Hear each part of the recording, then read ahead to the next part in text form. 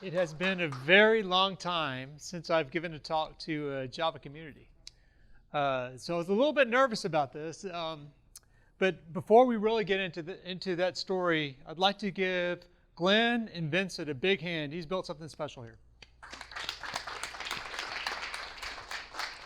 And Vincent is actually one of the reasons that I'll be here. I'm actually a Java champion too, but from a long time ago. So how many people are using Spring pretty directly? So I was very close to being employee 3 to 5 or something like that at Spring Source. Very, very close. Sometimes I regret that, but sometimes not. Okay, so what I want to talk to you today is about language adoption. I've been involved in programming language adoption probably since I left the Java platform. And I want to talk to you a little bit about why. And I want to warn you, this is why I'm nervous. This is not a pro Java talk. Right? That's okay. Okay, get it out. Come on. Boo. Come on. Boo. All right. But this is a pro JVM talk. Okay. There you go. Okay, let's try it again. Boo. Yay. Okay, now we're ready. But what I have to say is incredibly important to your career, right? So there are a lot of different programming languages out there, and every time that you hear the words programming language today, I want you to hear ideas, tools, basically things that you can put into your toolbox that will make you better Java developers. Okay, fair enough? So I want to tell my story in book covers. So this is Bitter Java, the first book that I wrote right after I got laid off. What was interesting about this book is, Maggie and I were, kind of huddled around the computer, and I'd written this terrible book with a great title, right?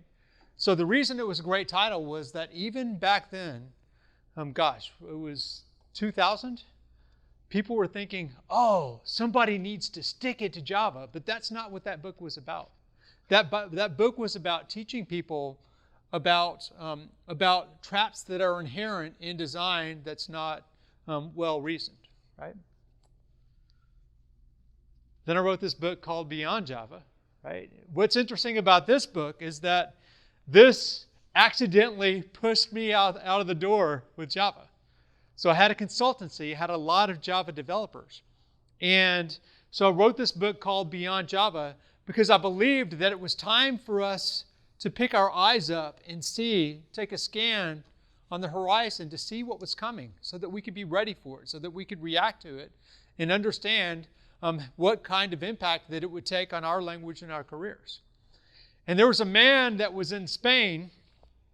This was for the server-side symposium. Anybody ever hear of that? You're kind of dating yourself. You notice all the guys have a little bit of gray or salt and pepper going on. But there was this conference called the Server-Side Symposium. It was the hot server-side conference at the time. And this guy said, so you wrote a book called Beyond Java. You must think Java is dead. And I said, no, nothing could be further from the truth. What I meant is dead like COBOL, not dead like Elvis, right? And so, saying that maybe it's not as fresh as it once was, and we need to pay attention. Now, the next day, the front page of the server side said, Bruce Tate says Java, dead like COBOL, right? And so that didn't go over well, right? So that kind of pushed me out of the door. The next book cover, from Java to Ruby, right? So I started working with very small startups that had challenges that weren't like the challenges that I had with the large corporate customers that I was dealing with Java. And so I wanted to build systems that were, I needed to be uber productive. And basically what I was building is a big fat web UI on a relational database. That's it, right? Not anything particularly interactive or anything like that. And I was building those over and over. And it turns out that Ruby and Ruby on Rails were a great way to think about that problem. Then, then I wrote a book called 7 Languages in 7 Weeks, where I saw, thumbs up here. Yeah, what's interesting about this book is I wrote it because I was deathly afraid, right? So I read this paper in 2009 called The Free Lunch is Over. Has anybody heard of that paper? This is one you all need to read, but make sure that you take, I don't know, some type of calming influence, whether it's, sitting down or, whatever's in the pharmacy at the time. But The Free Lunch is Over basically says that the economy depends on computer performance doing this. And what computer microchip performance is actually doing is this, right? And the thing that's going to bridge that gap is parallel design. So essentially what they're saying is that all of the concurrency that we have to manage in our heads in this room needs to be managed automatically. And I knew Ruby wasn't it, and I thought maybe Java's not it either. So I started looking and just exploring. And this was about 10 years ago. And then I met this guy in London called Jose Vallon. Yeah. Yeah. Okay, can you get them? What's your name? Remind me. Ruby. Ruby, yep. Elm is in another one, but Elm, Closure. Elm is not one. Scala was one. We got Haskell, we got Prolog, we got Erlang, and I can't even get the last one. I think it was something like IO, we got it. Can you reach? Boom! Yeah. Oh, really excited about that. Okay, so 7 Languages in 7 Weeks. What was interesting about that book is I didn't meet the love of my life, right? I didn't find the language that I wanted to stay with. But what's funny is somebody else said, this resonates with me, and I'm writing Ruby. He was actually a Ruby core contributor. His name is Jose, and he created a language called Elixir. And I met him in London, and one was saying, man, this thing resonates with everything that I believe. Well, basically, because I put it in that book, and he built it into that language, right? So I had this ratty paper from Dave Thomas. He creates a publishing company called The Pragmatic Bookshelf. And so I'm saying, could you sign my book? And Jose turns around, kind of shaking his head. I says, oh no, fanboy goes all the way to London and just gets completely spurned. And so anyway, he comes back with 7 Languages in 7 Weeks. He says, I know who you are, Bruce, right? It says, sign my book, right? So we kind of connected, and we've been working. So I've been working on the adoption of this language. But what this talk is about is this idea. So Maggie and I are starting a company called Programmer Passport. And the idea is that we believe that too many people are sitting back in their cubicle doing one thing over and over, and we're getting carpal tunnel syndrome of the brain. Right? And if we don't stop, we're not going to get better at what we do, and we're going to burn people out left and right. So we believe that if you invest a little bit of time in yourself and in your career, and if you get material that is targeted to, within, the written word, like a book, with videos, with tiny exercises, by throwing that at your brain just on a regular schedule, a couple hours every Friday or so, you can get better at the language that you're using today. And it doesn't really matter the languages that you're reading about. Just being exposed to those extra tools in the box is helpful. So I want to tell you about 4 keynotes that I gave that are along the lines of this language adoption, the kind of groove that I've been in for a little bit, right? This one was in Mexico City. It's called Revolution. Actually, I think I was cool. I called it Revolucion, right? Because it was a talk in Mexico City. And the idea is that there are winners and there are losers in every technical revolution, and we need to think about that.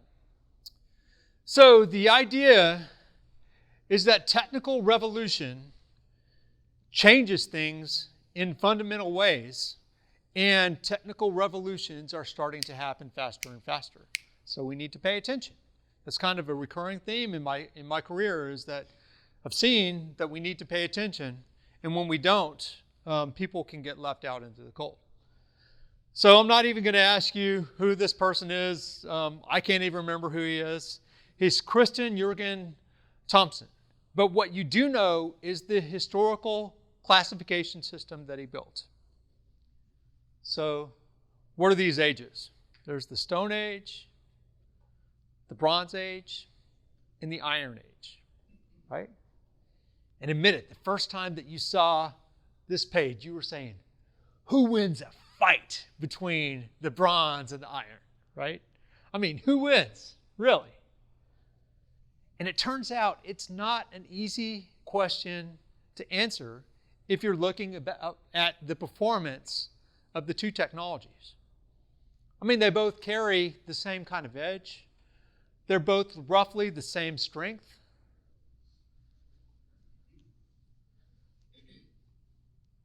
And actually, iron, which eventually won, has a critical disadvantage, right? So the smelting temperature of bronze is about 1,085 degrees, and that can be reached in a pretty hot campfire. But the smelting temperature of iron is much higher, right? You can't reach that in any kind of campfire. So it actually is at a significant technical disadvantage. So roughly the same strength, roughly the same edge, but iron won in a landslide. Why? Well, it turns out that you have to look at the politics. You have to look at a map. If you want to get bronze, you have to have, it's an alloy, so you have to have two sources. It's tin and it's copper. And they don't occur in the same places in a map. So if you were a country that you wanted to build an empire, you were out of luck. Right? You had to do things that were just out of character, like trading, right? But if you were able to get one material and work it yourself, an empire became possible, and it happened in a big way in a couple of different places.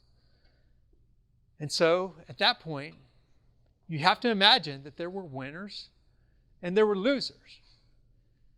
If you were a peasant, if you were a nobleman, you were probably a big winner, right? Because of the reaches of the empire. You had access to more resources. You had more mobility. You had probably access to different kinds of information than you ever had before. But if you were a tool worker, a metal worker, you were kind of out of luck, right? That's going to be a theme today as we talk about the technical revolutions. So what I'd like you to do is think about the technical revolutions over time. What are the big technical inventions, the greatest ones in the world? Throw them out. Printing press. So say again? Printing press. Printing press. What else? The second wheel. The wheel, yes. I heard you. The wheel. What's next? Steam engine, yeah. Fire. Electricity, fire. I mean, so I don't care what your list is. This is my list, right? We have the wheel. We have the written word. We have the water mill, gunpowder.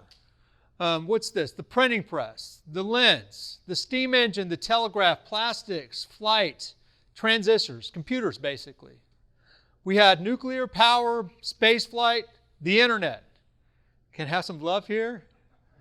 Yeah, what's that? That's the IT crowd. If you haven't seen it, go binge it all. Right? There's mobile technology.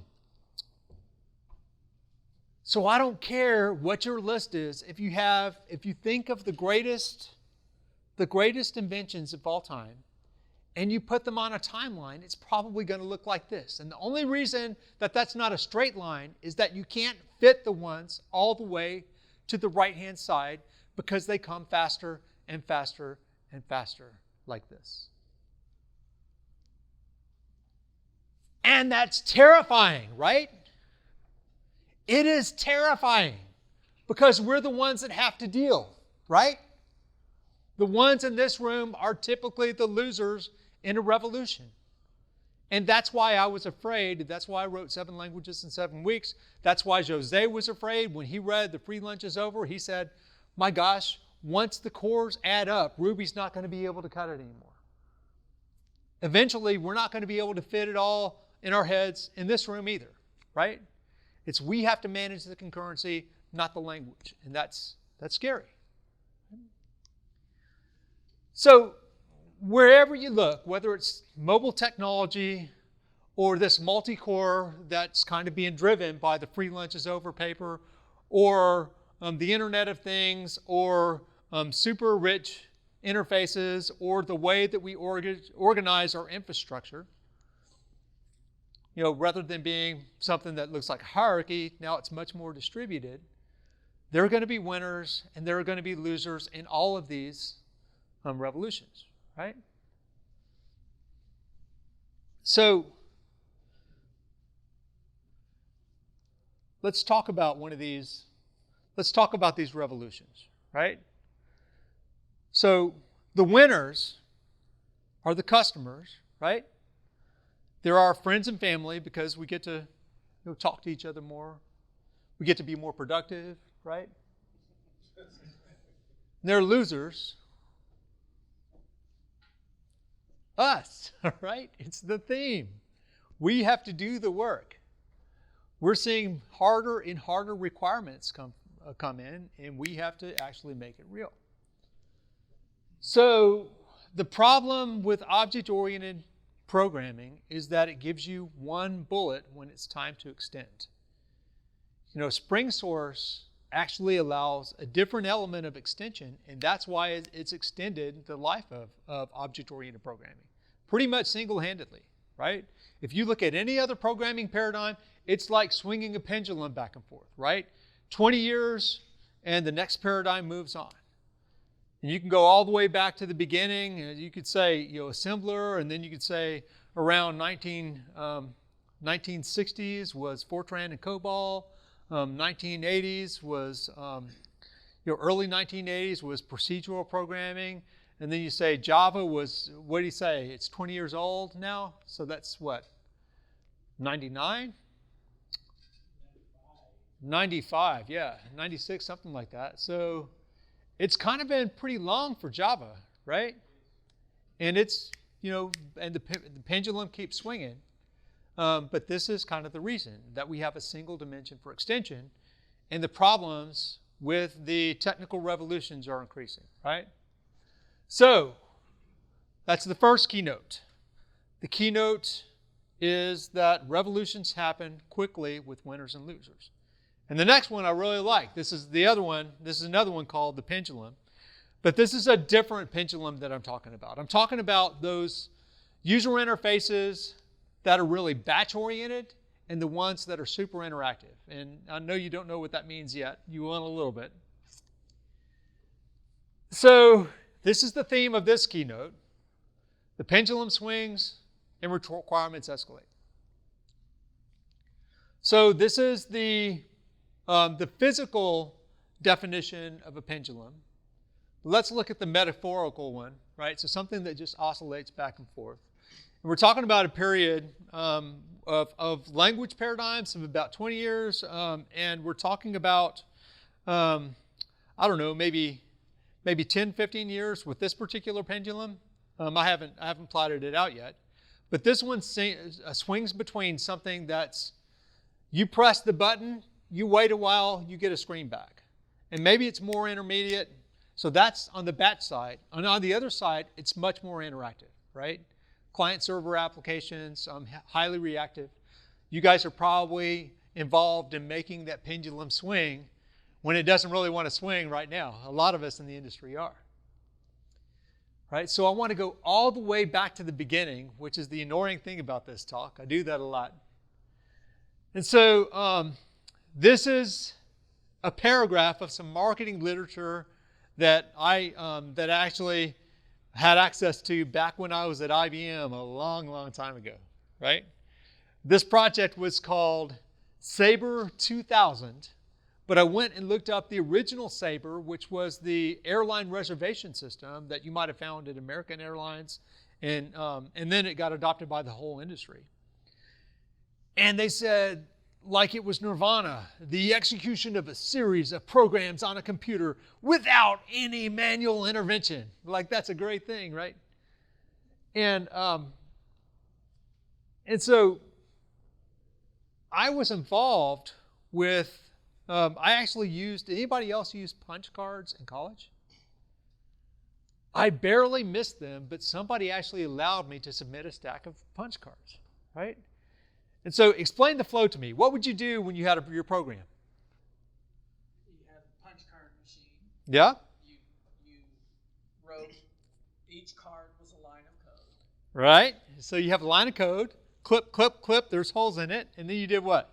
Then you put them all together. Then you put job control language before and after. Who punches the holes? The machine.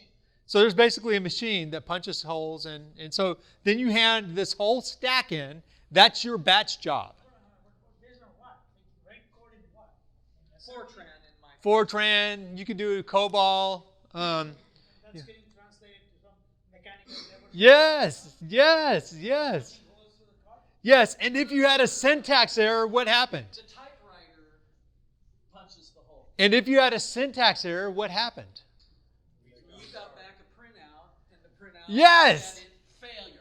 Yes, that was your cycle time. You submitted one night, the next morning you would pick it up, syntax error, recompile, punch, punch, punch, punch, punch, another syntax error, recompile, right?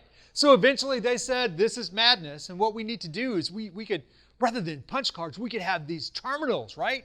And you could mix a bunch of these batch programs together, and you could put an actual user interface in front of this, and you could have this submit button, and it would call the batch automatically, right? And then it would send back another page. Then you'd have more user input, and you would punch a button, and it would send back another page, right? Usually in COBOL, it could also be Fortran, right? And so the pendulum is loaded, and it is hard set on that batch side, right? There's nothing interactive going on. Maybe there's a fancy tab key or something like that, but it is, you submit all that data, you get a full page back, and you dealt with the consequences, right? And so the Sabre system said it this way: handling transactions at the time it was occurred. Like, this was nirvana for everybody, right? And eventually the pendulum started swinging the other way, and it started swinging on the client. This was my first computer. What is it? Can anybody say? TRS-80. Oh, it is a Radio Shack TRS-80 color computer. Raise your hand back there. Yeah, did you get it? Yeah, TRS-80 Radio Shack color computer with 4 kilobytes of memory, right? You could probably cram 8 word processing documents in the sucker. Well, less if you had a word processor, right? Yeah, there you go. And so when I upgraded this thing, it's a television. Yeah, and what's funny is that it had this phase where if you set every other bit, like PSET 10, PSET 30, PSET 50, that's every other bit, it would give you a color. Now, you didn't know whether it was going to be red or blue, right? So when you wrote such a program, you would say, keep resetting the computer, the television, until you get red, and then don't touch it, right? That's how we handled color.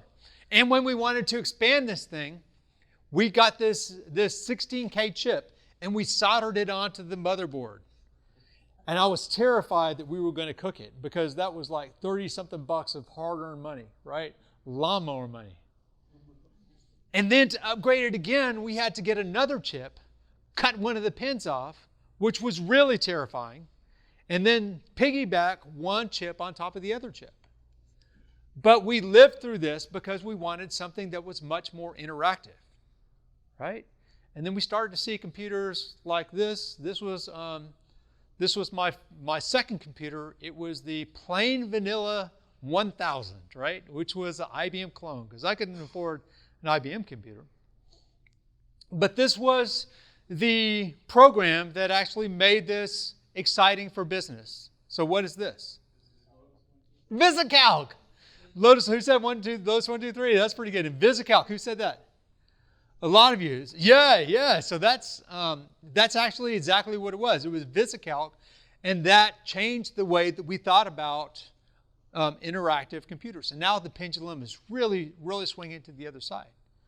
And by the way, don't anyone ever tell you that you can't run something important with functional programs, because that is a functional programming language, right? Every single one of those cells is a function. Nobody ever writes tests for them, and whole economies run on it, right? I'm not saying there are no mistakes. I'm saying that the mistakes are repeatable and understandable, right? So anyway, the pendulum is swinging to the other side, and so you have the announcement of the Mac. And anybody ever see Steve Jobs? When it actually didn't work like that, like the commercials, but he kind of wanted it to say hello. Didn't really do that. But I was at IBM, and we were actually looking at this user interface. There was a group of stockbrokers, and they had something that was batch. And they had this manual machine that was highly interactive, that was great. And they wanted that user interface on the computer. It was ticker tapes, right? So stock prices, reading out. These are the ones I'm interested in. And then you had this machine that was printing out the stock prices as they would change. That's where the ticker tape parade comes in. They read these things all day. And then when they're done, you throw them out the window. So IBM was working on this system called OS2, right? And OS2 was, so the idea was that you would have these different components. We had a network manager. We had the presentation manager, which became Windows, right? No, Windows killed us, right? And then we had so database, network, and then a communications manager to talk to the mainframes, right? So, but the problem was IBM said, we can't write all of this stuff in the languages that we have been using, right? So they said, we need to use the fastest language, a fast enough language to give us that interactive application. And that was C. So we turned a whole generation of applications programmers loose on C. And then they would do things like applications programmers using C would do, like be off by one and go stomping merrily through memory, right? Because we didn't have the same rigor or the same relaxed schedules that the people writing operating systems did. And so we had a problem. Microsoft also knew we had a problem. They said, Houston, we have an answer, right? They said, instead of selling to the executives in what they called the glass house, right? Rather than selling to those executives, they were going to sell to the line of business people. They were going to say, Joe in accounting has a problem. He needs this specific data, and he can learn enough BASIC to write that program himself and get his program 3 years before IT can deliver it, right? Then they learned that there was another problem, right? What Joe would do is build onto this program, which worked brilliantly for the first week. And then the requirements would come in, and he'd build on and on and on until you had Joe's magic OK push button with about 10K of code hanging off with no structure, right? And everything blew up. So at this point, we started seeing open systems to the rescue. There was a couple of open standards that kind of started accumulating, and they made it possible to build highly consistent applications. What's this? CompuServe. This one? AOL, America Online, right? So, and the pendulum starts to switch back the other way, because it's really, really hard to use those open systems and applications languages and support enough people. So so the Pendulum, rather than building these client server systems that were really beautiful and really complicated, we built something simple and toned down, but something that could scale. So instead of supporting the tens of systems that you would see in a typical IBM installation, right, like point of sale terminals or stockbroker workstations, we had to support thousands on the internet. And to do that, you couldn't structure things the same way, right? The OS2 pieces that I was talking about with the DB manager and the LAN manager and the presentation manager and the communications manager that would talk to the back end. So what we did is we called that stuff state. Anybody remember this movie? Yeah, 50 First Dates. Okay, so this is really important. Maybe the core of the whole talk. Who can give me a synopsis of this movie? She's stateless. Yes! You stole my joke. Come on.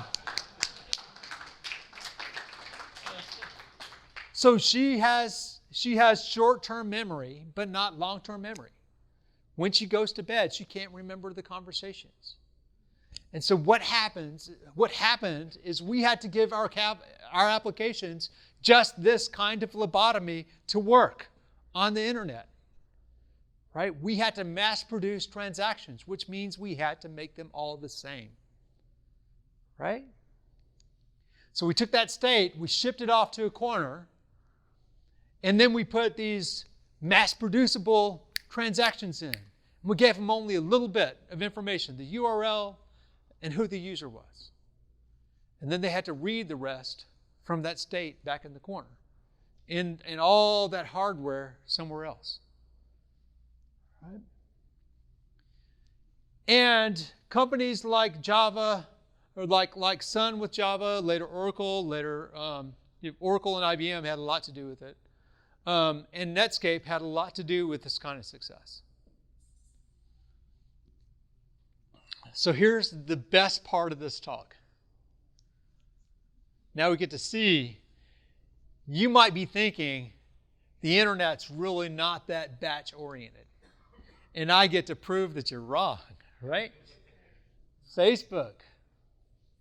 That's about as batch as it gets, right? The prototype. Amazon. Yahoo. The pendulum starts swinging. We get Twitter that has this feed that's more interactive. Only we code it with a language that's not built for that kind of thing. We coded it in Ruby. I said we. I didn't code it. Wish I coded it. But when you had the wrong kind of language and you tried to scale, you didn't give your application the right kind of lobotomy, right? You didn't do the 51st States thing. What's this? The fail whale made famous for the stalls that Twitter had as they were starting to ramp up exponentially. Right? And so over time, we started to see much more interactive applications. And if you're Google, you can attack this problem with raw firepower, with raw brain power, right? They can basically keep banging on this problem until they beat it into submission. If you're the rest of us, you can't. Right? Google Maps. And so the pendulum is swinging, and we have to solve this problem. And that's where we are, where we have to take this lobotomy and fix it. Because what we really need is statefulness at scale. And the applications and the languages that we're using aren't good at statefulness at scale. So that's a conference that we have this year. If you want to kind of talk about this, I won't say anything else about it. But if you want to check it out, here it is. And we want to talk a little bit. So this is the Programmer Passport that I mentioned. So if you're interested in what some of the solutions are, they don't have to take you away from Java. They have to take you away from the way that you're coding Java today. Okay, so that's the second keynote, the pendulum. So the pendulum swings between batches and interactive programs, and requirements escalate. So that keynote was in Austin, Texas. This keynote was in London. This was where I met Jose, the creator of Elixir. And so the idea is that behind this keynote, you guys are in the South, you'll get this, right? So if you have somebody who makes the same mistake over and over, you might say, ain't never done nothing good in his life, he is snake bit, right? What they really mean is that language designers make mistakes, but I believe it's the language adopters that make mistakes, right? And so I think this is probably Bruce's corollary, right? So a snake bite is really a solution to a problem with unintended consequences. And so this talk kind of explored the history of programming languages, and this is pretty cool, right? So we talked about where Java is on the timeline right here. We talked about the languages beneath it. And it's it'll be interesting as we move on to see the impact of Java on this whole chain, right? And I also talked a bit about the pendulum of programming paradigms, and I said that it is about time for it to change, right?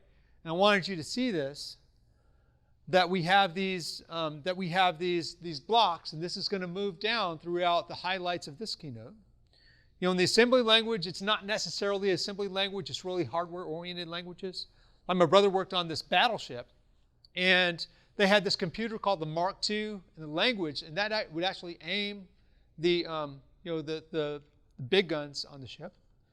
And fire control was basically a set of 7 or 8 inputs, and you would basically turn the crank. And there was an analog computer in there called the Mark I through Mark IV that would actually aim the guns. And then we go down, what did I say? There was a pretty good cadence. What is that, about 10, 15 years? And so now we've moved on. What's that? Ada's coming. It's just not here yet. It's coming. So yeah, this is the group of what I would say higher level languages, right? So they're not procedural yet. They haven't got those kinds of capabilities yet. But then you have, hey, there you go. Patience, what's your name? Hari, a little patience for me. Yeah, good foresight there.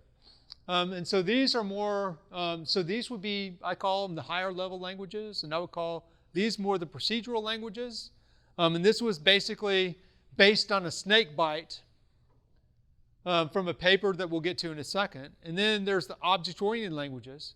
So basically what's happening as we move down from the top is this batch of languages is running out of steam to solve the problems of the day. Right? And there's always some type of a catalyst, and it's not a technical catalyst, it's a business catalyst. But somehow the current crop of languages runs out of steam and it's unable to solve the problems that are presented to it in the next way. So what's interesting here, I said that this was a pro-JVM talk. Look at the impact of Java here. And what's interesting is we're only looking at the JVM impact. If I started talking about the JVM and the C# impact, it would incorporate all languages but the bottom two, all of the most significant languages of that block of time, through about 2012, 2014, something like that. I mean, I guess Lambda's got added to Java after this. Yeah, so Java's still not a functional language. So when you call something a functional language, it has to do with the main paradigm for the majority of the lines of code written in it, right? Yeah. So yeah, so I had a. It's like bolting on feature. Yeah.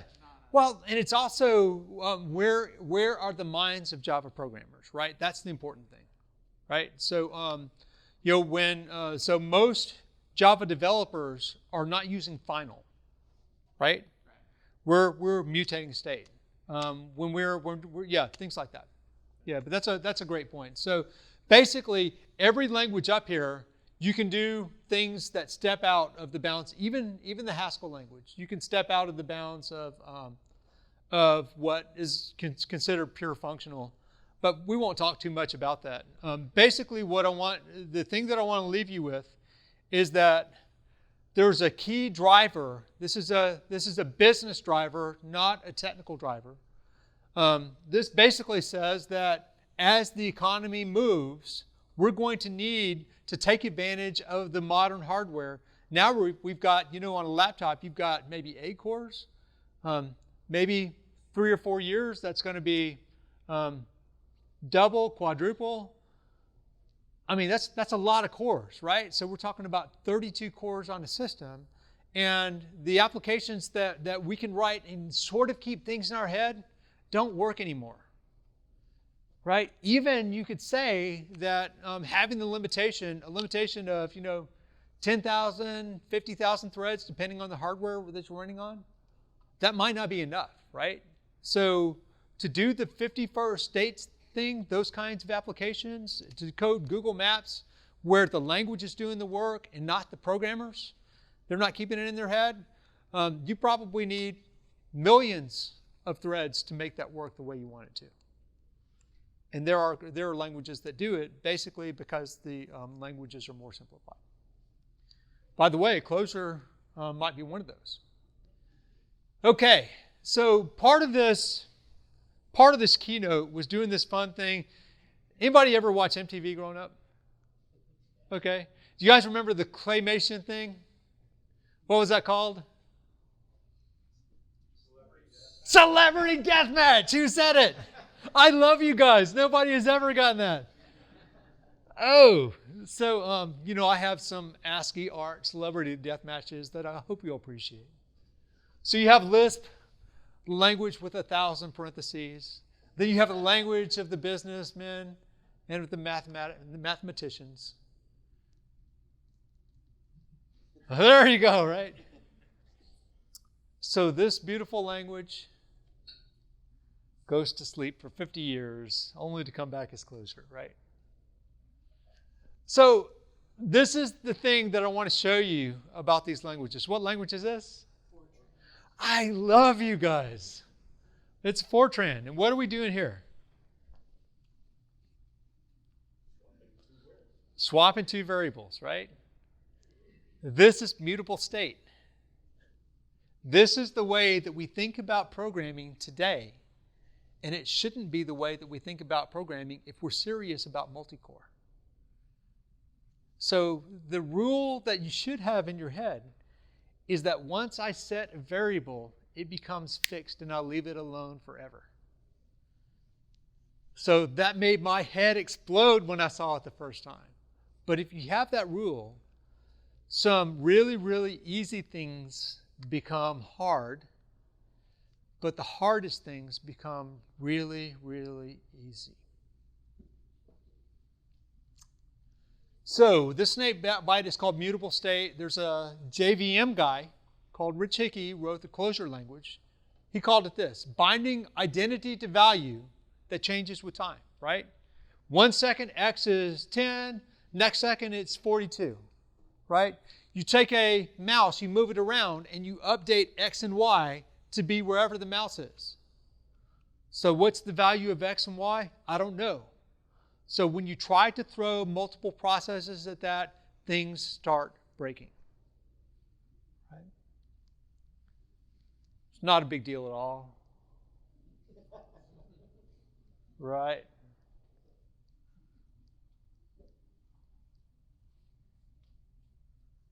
Here's another snake bite, the one I referred to earlier. It's the one that moved us from higher level languages to procedural languages by a guy named Dijkstra. The paper was called Go To Considered Harmful. There's another snake bite that I think is really interesting. The idea that null pointers in a language are a mistake. So I was thrilled to be on a panel asking questions to a man named Sir Thomas Hoare. He's from Great Britain. He's also one of the creators of Fortran. And he wrote a paper that we were talking about at the time that said, null pointers, my billion-dollar mistake. How'd you like to be given that panel? Right? What a great man and what tremendous insight. So this whole conference was about ways to think about types in a way that that broke my brain, but really changed the way I think about programming. So the next celebrity death match. So we have this language that's, they call it the beautiful kingdom. That's small talk, and it's where magic happens, but completely impractical. And you have this ugly, sharp language that's very fast and very effective, where everything is fast, but nothing is beautiful. And C8, small talk.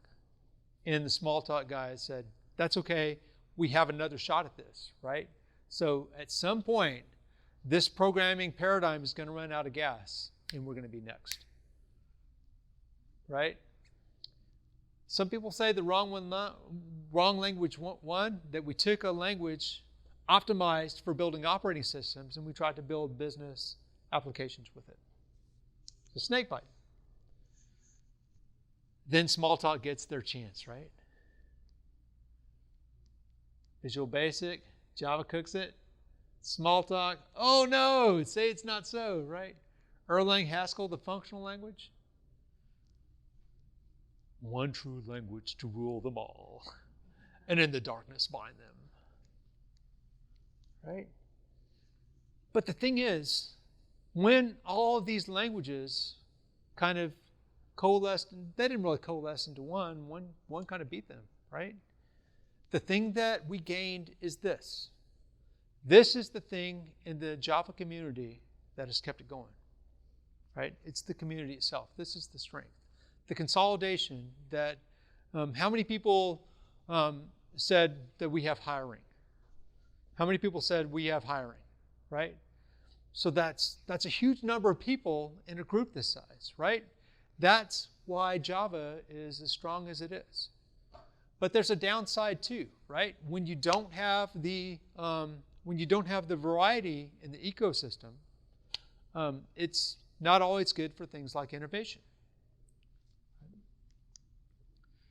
So you also carry around the snake bites, especially this one, right? This is the paper that I was telling you about. You guys should definitely write it down, go home and read it and understand it. It's called The Free Lunch is Over. Okay, so that's snake bitten. So I have one more keynote to kind of talk through. This is fear, and this is basically a marketing language adoption talk. And I think that this was given the first time in New York. So the idea is that there are two big forces in language adoption. There's the fear that prevents adoption, and there's the fear that motivates adoption. And I want to kind of talk a little bit about those. So anybody read this book? A guy named Jeffrey Moore? Heard of it? Who's read it?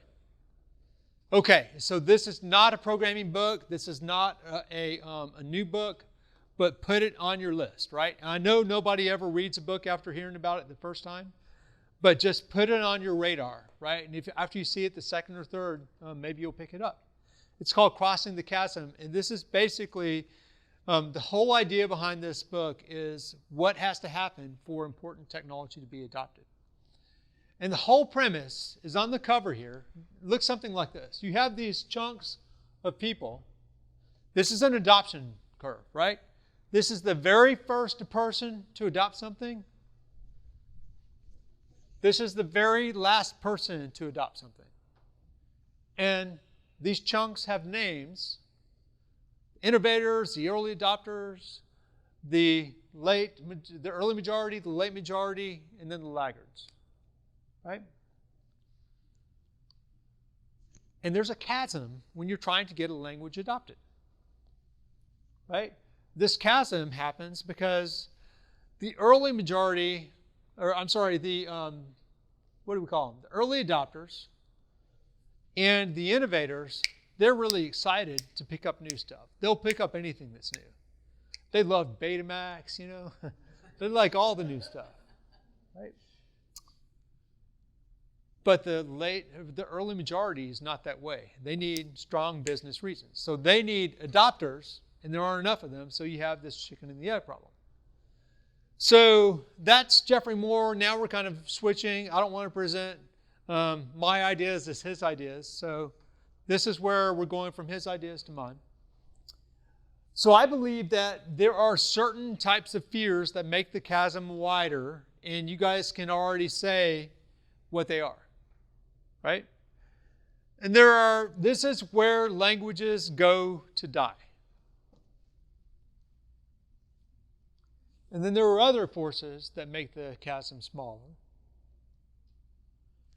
And I want to tell a story. I want to tell a story about the adoption of a programming language, right? So I was at IBM, and so there were two companies in heavy competition. We were getting creamed, right? So what had happened is we bet everything on OS2. We had this business partner called Microsoft, and we had them help us with something called Presentation Manager. Presentation Manager was this bolt-on for DOS that allowed you to like draw windows and move them around and click them and expand them and contract them. And while we were working on it, Microsoft released Windows. Okay? So what I want to talk about is what happens when you have this mad customer that you've sold a lot of OS2 to, right? And they've got all their hardware lined up on the 32nd floor, right? And you walk in, and so maybe this company has point of sale systems. And you walk in and you say, hey, you have to update this system, right? So this is the Microsoft stack. OS2 had their similar stack. That's 10 diskettes. Ours was like 13 or something like that. And you said, okay, so take these and you can install your upgrade. This is FixPack 17, right? So go install it on all your point of sale systems. So you put on your roller skates and you went and you installed that on all your systems, right? But you don't just have one store, you have a lot of stores. And you don't just have to worry about the operating system, you have to worry about all those things that are on top, like the database manager, the communications manager, the network manager, the presentation manager, all that stuff. I don't know how much that is. It's a really big number though, right? So, or you could have one installation called a browser and you could run your stuff in there. Game over. You can't compete with that, right?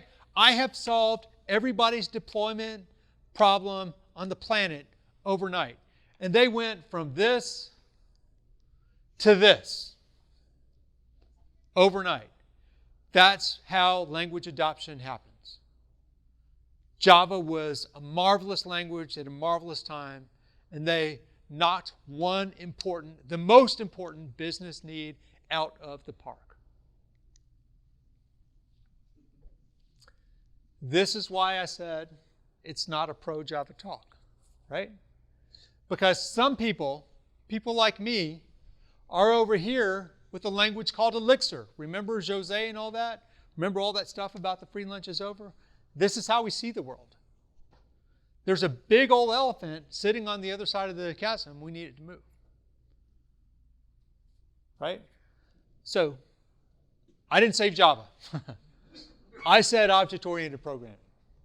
Now we can be friends again, right?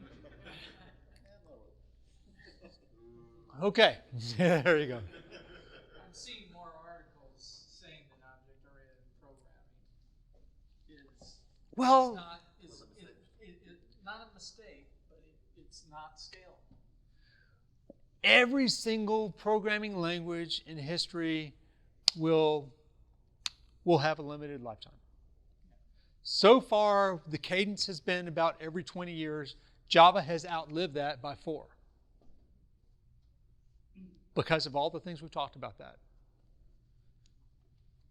So maybe it's time to think about the JVM. I don't know.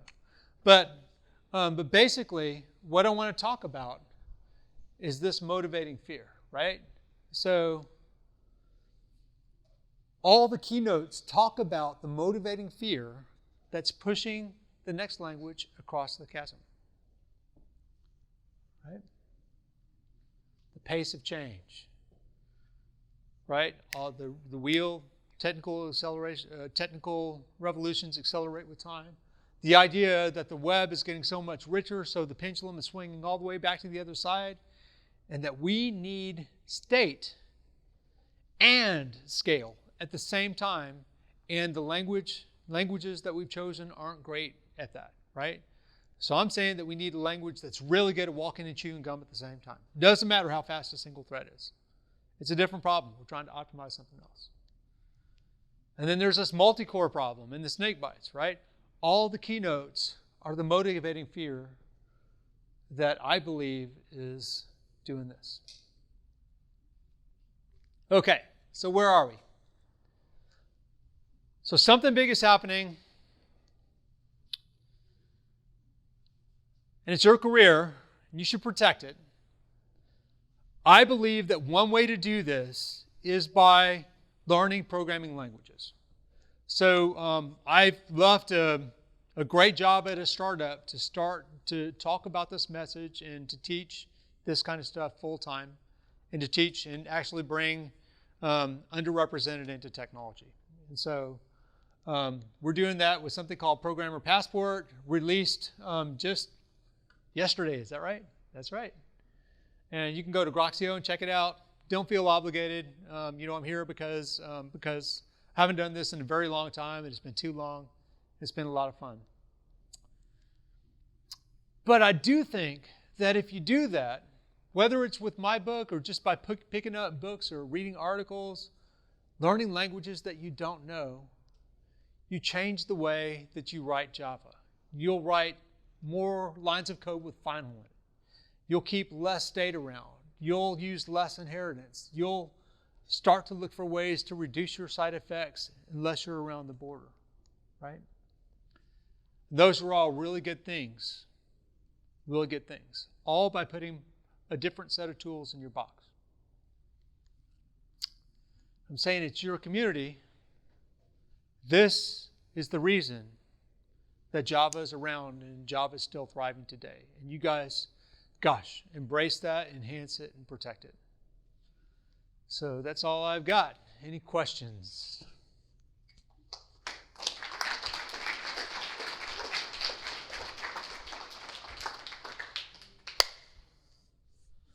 So I know that that's a lot to take in. Yeah. So you spend a lot of time talking about languages. Yes. I'm beginning to feel that the language. Spend a lot of time talking about languages. I'm beginning to feel that the language doesn't matter. It's the ecosystem that you're running. Because a well-defined microservice with a well-defined border found in context, it doesn't care what language it's in because I'm solving a set of business processes. The fact that I can spin up 1,000 copies of Kubernetes in the blink of an eye. Yep. Why does any of the language matter anymore as opposed to solving the broader problem with, say, microservices? So if you guys are interested in seeing a few other languages, I would be happy to come back and we can live code together. I bet that, and I'm not trying to convert you. I'm trying to say that it's important to put additional tools in the box. Now what I find is that for the problems that I solve them with far fewer lines of code, much more powerfully. Like I'm using this thing called Phoenix Live View now. I can scale it to the moon, but more importantly, I change this business model and my web page changes to match it. And that scales to millions of connections on, so I'm running with like 1/10 of the hardware that I was running on with my previous stack. So those things are important to me. I'm not saying it's the only way to write code, and I'm not saying that you should move. I'm saying that if you expose yourself to different languages, you'll find ways to be better at Java. So great question. So let me ask this question. Sure. Okay, I'm a manager, and I'm a Yep. hiring manager. Do I really need a For the microphone? recording. Oh, for the recording. Ah. So I'm a hiring manager, and I'm like, well, you know, I appreciate this, but I got a whole room of Java developers here, right? And you're telling me that, you know, maybe the best solution here is Elixir, or Yep. Scala, or Yep. Kotlin. Let's pick one, right? And that's tough, right? That's tough. How would you address that? So what I would say is that at some point, I don't know when it's going to be, but at some point in the past, every single language in history has had to deal with this chasm, right? So, and basically, when those motivating changes become more powerful than the resisting changes, we're going to cross, right? And I'm saying that this is a language that has lasted the longest out of any programming language in a world where technical revolutions happen quickly. I'm saying at least pick your eyes up and learn what's out there. That's all I'm saying. So I mean, as a So for me, yeah. I have just come off of the successful sale of a startup. I did have to bring in 3 developers to code Elixir, right? One of them knew Elixir when I brought him in, right? And the other 2 I built. And we built our software strong enough to build it from, you know, that to that. And we believed that we were more productive. And so, I mean, there's a lot of things to unpack in there. One of the things is that, to me, the technology that you know is far less important than your ability to learn technology. The first thing. The second thing is that my hires, I focus on personal respect first, on personal passion second, and then the ability to learn third, and then whatever skills, because the hiring is a long-term thing. But I realize not everybody thinks that way. That's the way I would attack the problem. This is what I would say to that, right? So, you know, you might not make the same decision. You're probably in a different place. You probably have an investment in a code base. But be thinking. Sure. So let's take example Jaitan, right? Jaitan was the go-to thing for scripting with Right. Java, right? Right. But now it's pretty much non-maintained. Right. Okay. So how do you? Whole programming languages do this, right? So what do we do? So how do we rationalize that kind of risk? That's the question. For example, you were talking about Kotlin. I'll be honest with you. I never thought Kotlin is going to make it big. Right. How do you make the decision? Say, should I learn this or should I not? What's the market going to be for this? All these things are great, right? At the end of Yes. the day, what puts the paycheck is what is out there that's popular. Are you hireable? Will you get a check? Right. That's all that matters, right? So How do you read that cuts? So a couple of things. If I'm a programmer, I am watching what the highest paid languages are, right? And what my investment is, what it takes me to get there, right? If you're in the Java ecosystem, I would at least be playing with Clojure right now. I would be, right? Because it's one of the highest paying languages in the world. And if you can get there with your knowledge, the knowledge that you have of Java in this room, that'd be a powerful thing. Right? But you don't know the Clojure is going to take off though. See, it's a guess. We don't know it's going to be. But I know that there are Fortune 500 companies building Clojure systems successfully right now. A couple in Atlanta, right? So a couple in Raleigh. I know that there is a healthcare company that I can't mention that's using Clojure, and they basically don't talk about it because they view it as their competitive advantage. So what I'm saying is that at some point, these risks are going to outweigh these risks, and it will be worth it for you to move, right? If it's not worth it for you to move today, don't move. I would like to add just one more item to that. Yeah. Just because I've learned a language, and that language is, on the downslide. So I spend a lot of time learning Scala. Now Scala numbers are going down, but I appreciate what I learned from Scala because it helped me think about actors. And that was things that I could bring forward into my other coding in the present. So the fact I learned a new language and actually got code out into the wild in it, right, helped my career. So just because it may not be adopted, like we were talking earlier, like coroutines, or pick your favorite idiom that you learn in a new language that you can't necessarily do in the one that you're working every day. You can implement. Yeah, right. That's what he's talking about, right? At the very beginning, he said that. Change your day-to-day practices with a different language, go learn it. You continue to use what you have, and that will provide you the feedback. Yep. So, and again, I'm not saying everybody go move to a different language. What I'm saying is learn languages, improve your craft right where you are. And protect yourself, because we're at the end of this pendulum swing in language adoption. And who knows? I mean, the market might not crash, right? Buy more, right? But it might. You could at least protect yourself, right? Diversify the portfolio a little bit. Can we take another question and come back if yeah. So Java is already a language over 20 years, so we all Yes. know we need to diversify. And Java is probably on the downside.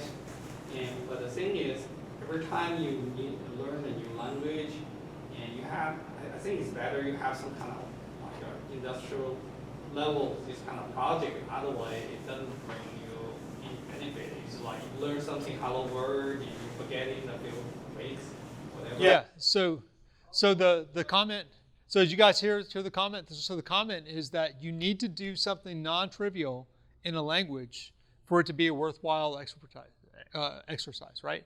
I strongly agree with that. So one of the reasons that 7 languages in 7 weeks became endearing was because we stayed with the language long enough to do something non-trivial, right? Like, for example, we built a we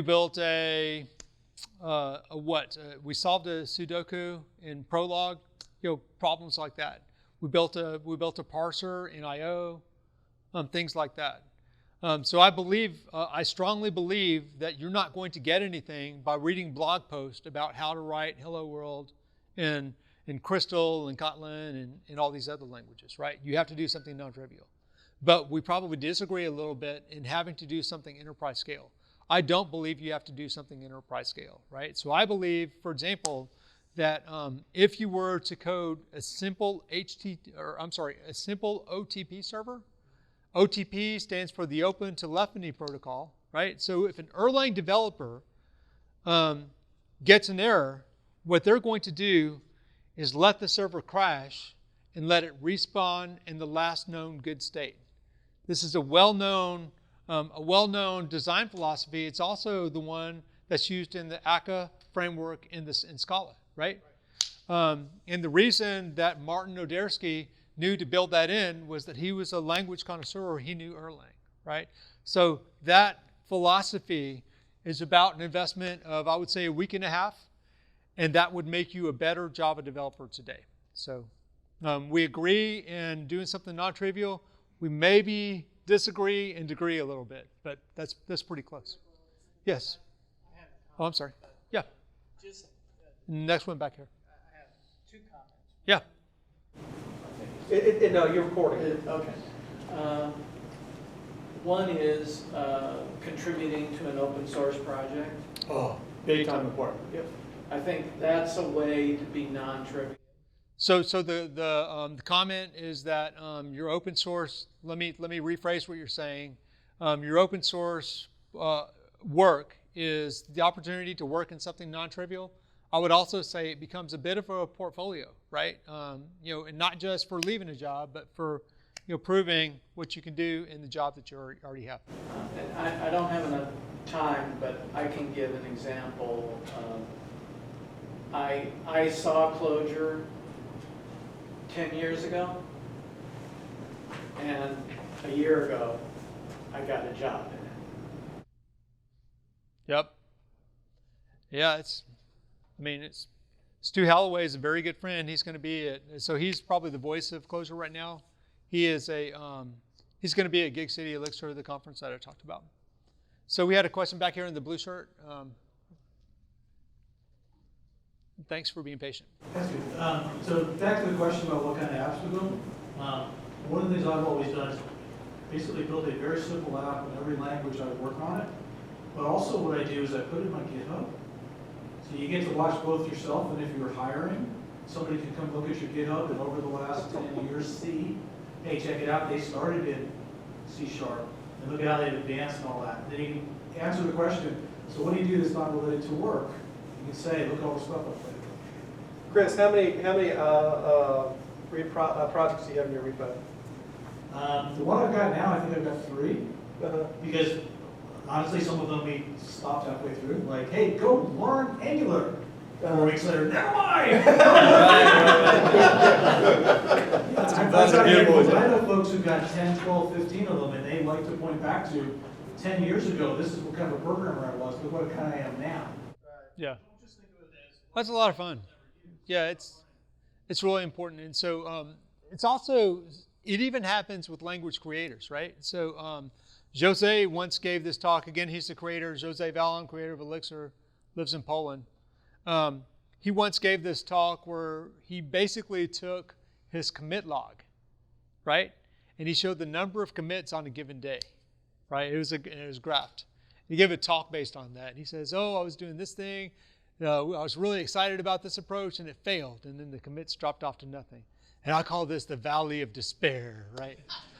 And he says, and then I found Erlang, and then and then he kind of showed this spike right here is where I broke through. That was just, and that's exactly what you're talking about. The history, kind of speaks to us later. And green shirt, and then striped shirt next. So just 2 comments. One, really great talks. Love seeing Thank you. all Thank the you. keynotes. One, we're using Elixir, really cool framework. I'm learning myself right now. Really awesome. If you're interested in Elixir, I found a really good video, Listable Erlang in Elixir from a recent conference. It was on Hacker News recently. Go watch that video. Trust me, it will blow your socks off at what you can do in the Elixir framework. So just wanted to plug that. Yeah, so Chris McCord, the guy who wrote LiveView, which I think is revolutionizing the way that people are writing web apps. Now we're seeing cars.com and some other people like that come on. Literally, I code my thing, and the web page changes, and it radically changes everything. I never touch JavaScript anymore, and it's and my applications are so smooth, so interactive, so beautiful. Yeah. Elixir is a language. Phoenix is a framework. Okay, back to my question. So every language has its own lifecycle, right? Java Yes. 1 to 11. So every version there is some new additions happen. And is Java at a point where it cannot take in any further changes without a major disruption with respect to the users? Is that why it's failing? Because what I'm saying is, people see problems in the language, and people, even the language designers, they look at the market and see what's more appropriate to add at that point in time, right? So, executors came in, annotations came in, a bunch of things got added into Java, and there are more things coming in Java. So, what makes a language obsolete? That's one question. Another question is. Okay, so let's hold right there. So hold the microphone for a second. I don't think I can keep them both in my head. So I think that there were some comments and a question built saying, but basically the gist of it was what is going to happen with the pace of change with Java right now. And so I have a little bit of insight with this based on an old friendship with a guy named Brian Getz, who is one of the who I think is has been one of the core release managers for Java for a long time. So Brian is a brilliant man who is very thoughtful and is strongly versed in other programming languages. And under his watch, we've seen the implementation of Lambdas come in. I think he accelerated that, and that's been remarkably smooth, right? And so, for example, there was a much better experience with lambdas than there was with the initial release of generics, right? So the first thing is that the stewardship of Java is in very good hands. One of the best programmers that I know used to review my articles on programming languages called Crossing Borders, many, many years ago. I'd write about Lisp and I would write about other languages, and he would say, no, you have all these things wrong. He would know every single language I came across, right? So, but when you do get to the back end of a language, then your goals are different, right? We're not trying to attract a new customer base. We're trying to protect the existing customer base, right? What that means is that you might have deprecations. When's the last time that you saw serious deprecations actually go away? Doesn't happen anymore. Can't happen anymore because there's too much, basically there are many of the voting members in the JCP just won't let it happen anymore. So thank you for the question. You had a follow-up?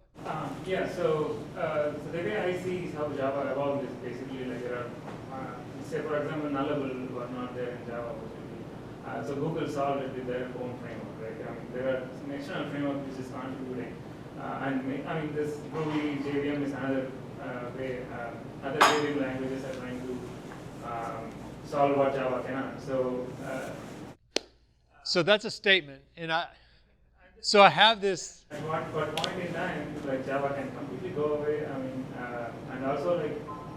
So I want to kind of save you here. So I want people throwing the rocks at me, not you, right?